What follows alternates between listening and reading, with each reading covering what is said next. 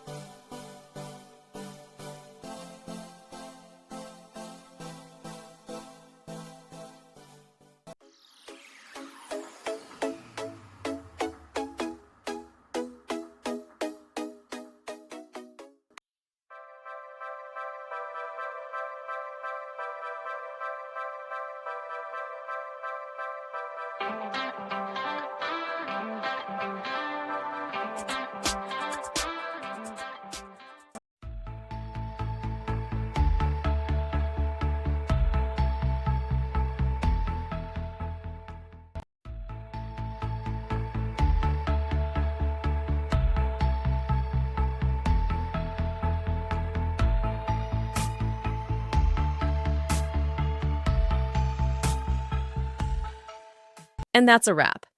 I hope you found the answer you were looking for. If you did, take a second to hit that subscribe button. It really helps out. And let me know in the comments which solution worked best for you. See you next time in the debug zone.